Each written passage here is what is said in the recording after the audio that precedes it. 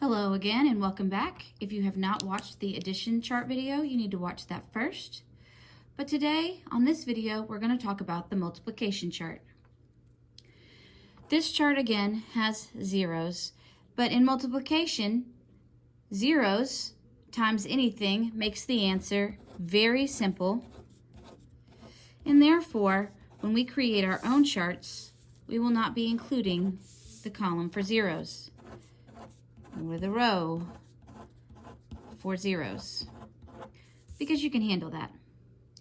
Now, the basic principle of the multiplication chart is skip counting. As long as you know how to skip count, you can fill in almost all of this chart pretty easily. Some of it gets a little bit more complicated, but we'll get there in a minute. So, 1 times any number is itself. So 1 times 1, 1. 1 times 2, 2. 1 times 3, 3. We're just counting. 4, 5, 6, 7, 8, 9, 10. Our chart is only going to go to 10, but for an extra challenge, you can go to 12.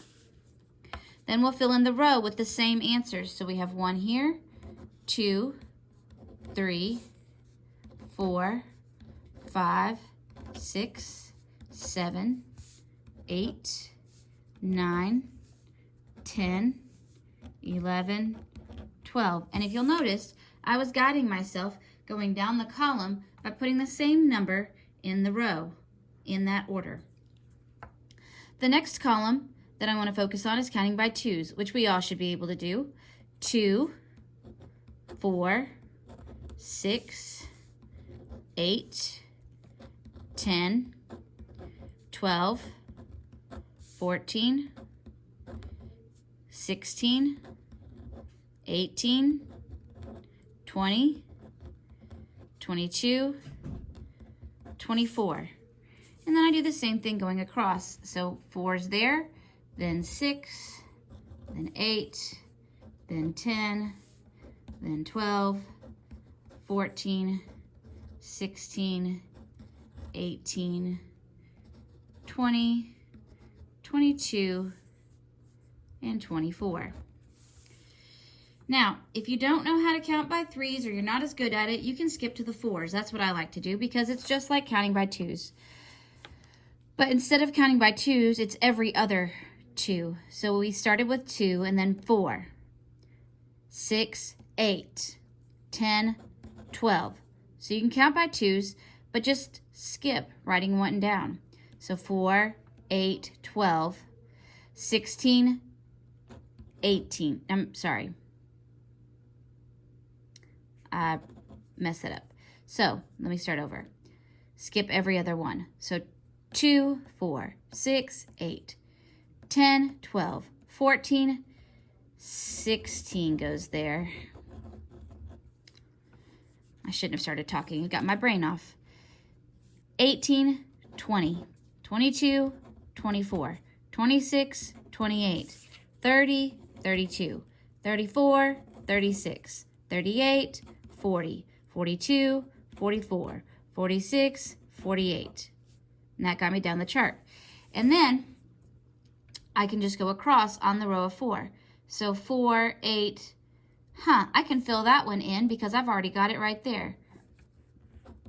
12, then 16, then 20, 24, 28, 32, 36, 40, 44, 48.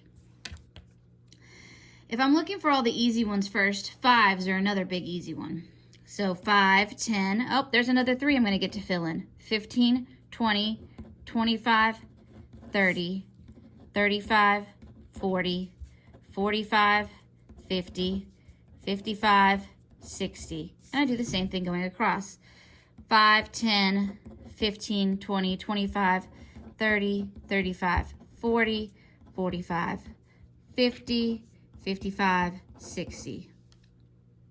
Another super easy one is the 10s. 10, 20. Oh, I'm going to start here because I was doing columns first.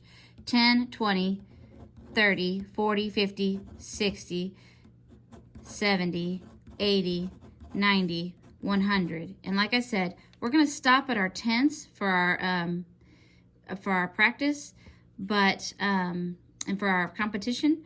But for the sake of this chart, we can say 110, 120. We can just keep it going. And we can do the same things with our row: 30, 60, 70, 80, 90, 100, 10, 120. 11s are pretty easy because it's basically just doubling the number, writing it twice. So 11 times 1 is 1, 1, that's 11. 11 times 2, 2, 2, 22.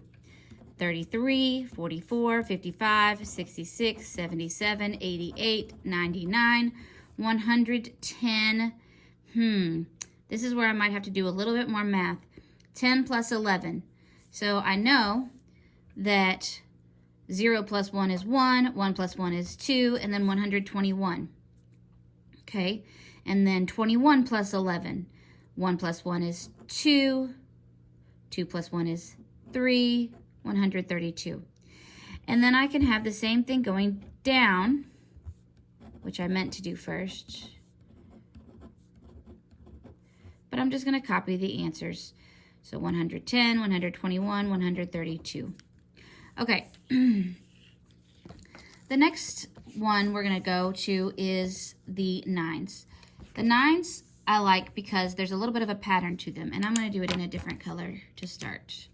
Okay, so when I look at the tens, I'm going to look at the tens place first going down.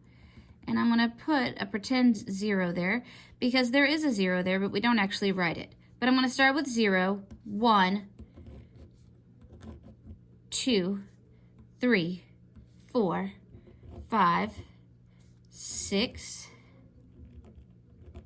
7, 8, 9.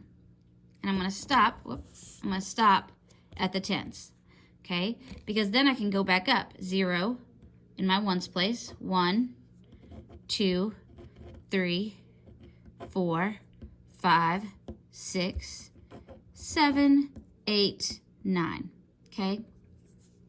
And then I'm going to just copy these numbers going across. Let me readjust my camera here.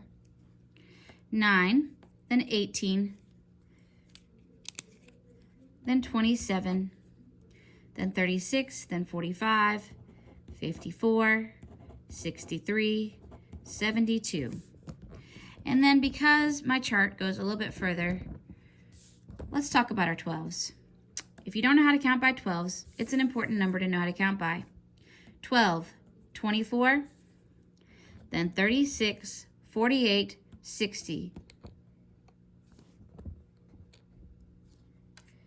72, 84, 96, 108, 120, 132, 144.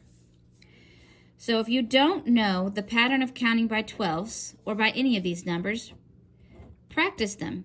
Practice them while you're getting ready for school. Practice them in the shower. Practice them while you brush your teeth. Practice counting by 2s, by 5s, by 10s, by 12s. You can practice any of them, but those are the main ones that are going to help you get this chart really going. As you can see, our chart is nearly filled in just by doing some easy skip counting. Hopefully you know how to count by 3s. 3, 6, 9, 12, 15, 18, 21, 24, 27, 30, 33, 36. We do the same thing going across. 3, 6, 9, 12, 15, 18, 21, 24, 27, 30, 33, 36. If you don't know how to skip count, if you looked on any kind of video streaming platform, there are tons of songs that will help you skip count. You can do your 6s the same way that we did our 2s and 4s, counting by 3s and just skipping every other one. So 3, 6, 9, 12, 15, 18, 21, 24, 27, 30, 33, 36, 39, 42, 44, I'm sorry, not 44, 45, 48, and then 54, 60, 66, 72. And then again, you're just going to fill in what we're missing. And we're only missing 2 numbers here. So after 36 came 42 and then 48. And then this box right here is probably the hardest box because 7s and 8s, we don't typically count by 7s or 8s. So it takes a little bit more extra thinking in math. So 42 plus 7 more. Or if you know your doubles facts, 7 times 7 is 49. Also, if you know your double multiplication facts, you know that 8 times 8 is 64. That means we only have one more problem to solve, and these two share the same answer. So we can add 48 plus 8 more, or we could do 49 plus 7 more. It's up to you. Either way, you're going to get the same answer. That answer is 56. And that is how you complete the multiplication chart. As far as using it for problems, we can use it for both multiplication and division. For example, let's say we have the problem Johnny has 9 groups of eggs, and there are 6 eggs in each group. How many total eggs does Johnny have? And I can take my chart. I could go to my column of 9, my row of 6, and see that the answer there is 54. We can even use it for more difficult multiplication problems.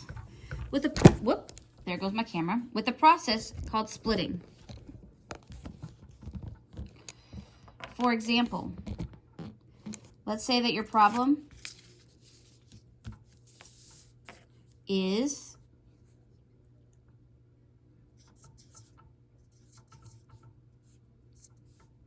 $53 times 7. Now, what we can do with this problem is take 50 times 7 and add it to 3 times 7. 50 times 7 is not on our chart, but 5 times 7 is. So 5 times 7 is 35. And then because there is a 10 there, a ones place, that's a 0, it's 350. And then 3 times 7.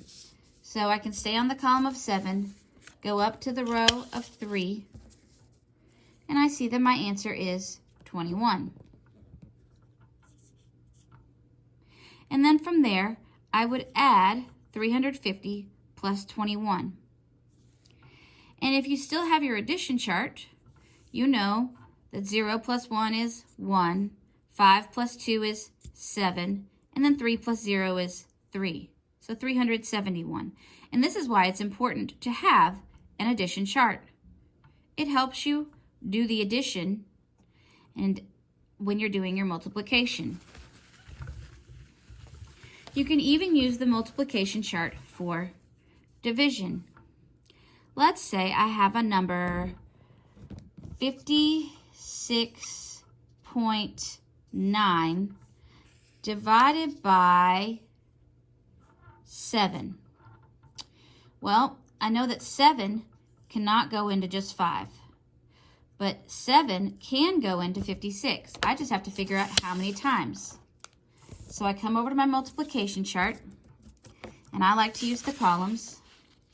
So I will take the 7 column, and I will go down until I can find an answer that's close to, without going over, 56. And I have exactly 56 there, and I can see that it's 8.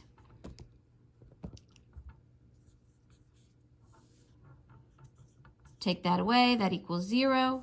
My decimal goes up. This can also be done without a decimal. If you have a multi-digit number that you're dividing by. Let's make this problem a little bit more complicated just so I can show my point here. So 7 then needs to try to go into 9. And we know that 7 can only go into 9 one time. And then again, I can use my addition chart to help me with this, and I'm running out of room on my little sticky note. But 9 minus 7 is 2, so I'm going to put my answer up there. And then I'm going to bring down the 1. And then I go over here to my column of 7 again, and go down until I find 21, and that puts me at 3. Even if, let's say the answer here had been 2, and I was trying to get into 2, I would still look at the chart, see that 3 times 7 is 21. The next one is 28. 21 is the closest without going over. So I would still have 3 here, but then I would have a remainder of 1. And depending on what you're doing in math, at your level, will depend on how you use that 1 to finish your answer. Now, in order to set this up on a sheet of notebook paper, what I like to do is take the same one that I put my addition chart on, flip it over, and do the same thing. A multiplication sign now in the top corner, and then 1, 2, 3, 4, 5, 6, 7, 8, 9, 10. And across the top, 1, 2, 3, 4, 5, 6, 7, 8, 9, 10. If you have graph paper, that's even better because then you're not having to create any of the lines. You just put the numbers in the grid. What you're going to do in the hallways is you're going to create the answer by showing it a different way. So we're going to just start with 1 again. 1 times 1 is 1, so I can put 1 there in a word form. Maybe I want to do a fraction though. So I could say that 1 times 2 I know is 2, or it could be 4 halves, or 4 divided by 2. 1 times 3 is 3. So maybe I want to say that the answer is, and I could still use dots. I'm going to go to some bigger numbers now. So 3 times 9 is 27. You can do dots and tally marks, but not as dots and tally marks, as tens and ones. So there's 27. You could also do the answer in expanded form. So 4 times 9 is 36. So I could say 30 plus 6. You could make the answer be something like multiplication with an unknown number. For example, 4 times 6 is 24, and so is 8 times 3. So I could say 8b. And we know that our unknown number is 3. And it gives you the same answer, 24. Maybe you want to represent the number a different way and create another problem. For example, 8 times 8 is 64. I could say 10 times 6 in parentheses plus 2 times 2. And then using PEMDAS in the order of operations, I can know that that should equal 64. The charts in the hallway have more room than I do, so you're going to have plenty of room as long as you write neatly and within the lines, you'll have plenty of room to write an expanded equation that could use PEMDAS. There are so many ways you can represent a number, and I highly encourage you to get creative to represent the number. But in class, for homework, while you're brushing your teeth, practice your skip counting. It's going to help you complete so many of your math problems. Have a great day, and good luck.